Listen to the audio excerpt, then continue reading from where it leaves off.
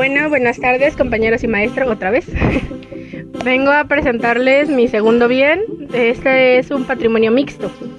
De nuevo, primero quiero hacer una reflexión sobre este tipo de patrimonio y sobre el patrimonio en general, porque, bueno, considero que es importante tener en cuenta en qué categoría se encuentra lo que estamos estudiando, ¿no?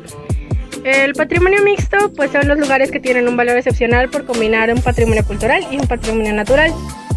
En los criterios, ahora sí regresamos a nuestros 10 criterios de la lista del patrimonio mundial. Los criterios del 1 al 6 corresponden al patrimonio cultural y del 7 al 10 corresponden al patrimonio natural. Considero que es importante tener en cuenta que casi todo patrimonio cultural, por no decir que todo, tiene su importancia con respecto al patrimonio natural o simplemente a la naturaleza que lo rodea. Para que el hombre pudiera hacer edificaciones y para que el hombre pudiera subsistir, para empezar, tuvo que hacer contacto con la naturaleza. La naturaleza fue modificada por el hombre desde que apareció y lo sigue siendo hasta el momento. En la actualidad se hace un uso un tanto irresponsable de ella y se ha hecho así por muchos años. Pero el asunto es que ambos conviven porque a final de cuentas el hombre es parte de la naturaleza. Entonces, una vez que entendemos que todo tiene relación, es mucho más sencillo entender lo que tiene que ver con el patrimonio mixto. El patrimonio mixto, pues, es no solo la influencia del hombre sobre la naturaleza, sino que la naturaleza misma también tiene protagonismo en este tipo de cosas. Ahora, según la UNESCO, nos dice que la denominación de bien mixto destaca tanto el valor cultural como el natural de la zona. El INAH, en una declaración que hizo sobre Calakmul, que es de lo que les voy a hablar, pero eso un poquito más adelante, dijo que por representar un testimonio excepcional de la civilización maya y por la convivencia natural armónica con su entorno natural megadiverso.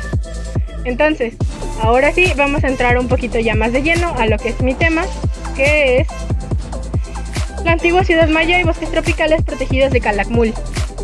Por aquí quiero empezar diciendo que es el único bien mixto que tiene México en el patrimonio mundial. Y cuando se busca patrimonio mixto, cualquier tipo de información, lo primero que te va a salir es Calakmul. Entonces el nivel de difusión que tiene es impresionante, la verdad. Pero también aquí entra el hecho de que precisamente cuando tú buscas patrimonio mixto, todo lo que te aparece es Calakmul. Entonces, como que no hay relación con otros, como que no hay un entendimiento, digamos, con otros tipos de patrimonio mixto en otros países. Y no me sorprende, la verdad, porque México siempre ha sido un país que se enfoca mucho en su patrimonio y no busca la relación con otros. Y teniendo en cuenta que es nuestro único patrimonio mixto, es evidente que lo iban a sobreexplotar, la verdad. Entonces, esto se ubica en Campeche, obviamente en México, y se inscribió 2 veces en la lista. La primera vez se inscribió en el 2002 como bien cultural, solo Calakmul, la ciudad, vaya. Y hasta 2014 se inscribió como patrimonio mixto porque se descubrieron muchas de las especies que están en los bosques alrededor, de los que también vamos a hablar en un momento. Los criterios, bueno, obviamente la lista en la que está es la lista del patrimonio mundial, como ya les había explicado, y cumple los criterios 1, 2, 3, 4, 9 y 10. Recordemos que los del 1 al 6 son patrimonio cultural, que en este caso cumplen los 4 primeros, y en los últimos del 7 al 10 son el patrimonio natural, en este caso solo cumplen los últimos 2. Y bueno, ya les había dicho que es el único bien mixto de México. En cuanto a sus características culturales, es la mayor... es uno de los lugares más importantes en cuestión de política y religión del área maya, específicamente en el periodo clásico. Y llegó a ser una capital que se podía comparar con Tikal y Palenque. Había muchísima gente en este lugar y mucha gente llegaba a visitarlo. Ya era un sitio importante desde que estaba en funcionamiento, y aún ahora que ya simplemente es como, pues eso, patrimonio que ya no lo utilizan directamente, sigue teniendo su nivel de importancia. También está reconocido como el sitio con el mayor número de estelas en el área maya, porque tiene 120. Como dato curioso, también es la mayor extensión de bosque tropical protegida en México. Eso es un poco más de la característica natural, pero me pareció importante mencionarla. Ahora, también una cosa que estaba viendo mientras estaba haciendo la investigación es que había algunas personas que se estaban quejando de que solo se le daba tanta importancia como bien cultural, ya no digamos como mixto, porque se trata de los mayas. Como sabemos, también hay un problema enorme a la hora de hablar de cultura, porque muchas veces se deja de lado el resto de culturas. Éramos un país muy diverso en ese tipo de cuestiones y lo único que siempre escuchamos son de los mexicas, y a veces de los mayas y muy de vez en cuando de los olmecas. Y todas las demás que no. Entonces se dice que esto no habría tenido tanta repercusión si hubiera sido de otra cultura más pequeña. No se le habría dado tanta importancia como se le dio en el momento, y mucho menos ahora. Ahora quizás sí, porque es patrimonio mixto, pero de no ser así, entonces ¿qué habría pasado? Entonces creo que también es importante tener en cuenta este tipo de cosas de cómo reacciona el país que lo tiene, que en este caso pues es México, México lindo y querido. En sus características naturales tenemos, como ya les había dicho, es el bosque tropical más grande que está protegido en México. Constituye un corredor biológico para el paso de muchas aves y muchas especies en general, pero principalmente las aves. Y muchos de los que pasan del norte de Yucatán hacia el sur, y pasan de climas húmedos y subhúmedos hacia algunos un poco más secos, vamos a decirlo así, pero no mucho, pero un poco más secos, de los de Chiapas, y el petén hacia el norte y el Caribe. En cuestiones de flora y fauna, como ya les había comentado, que lo admite el mismo INAH, es un lugar mega diverso. Se estima que hay alrededor de 1100 especies de plantas y 380 son especies endémicas. Las especies endémicas son las que no se pueden mover del lugar, o sea, no van a florecer en ningún otro lado, solamente ahí, porque esas son las condiciones que necesitan y ya. Entonces, esta es una de las causas principales de por qué se tiene que proteger, porque 380 especies se podrían perder si este lugar no se maneja con el cuidado necesario. Y dentro de estas 380 especies endémicas hay 73 tipos de orquídeas salvajes. No todas se han investigado a profundidad, pero también se está trabajando en eso sin afectar la flora en general. Y en cuestión de fauna, hay 90 especies de mamíferos, 235 especies de aves, y de esas 235, 60 son migratorias. Hay 50 especies de reptiles, 400 de mariposas, y en las aguadas hay 18 especies nativas de peces.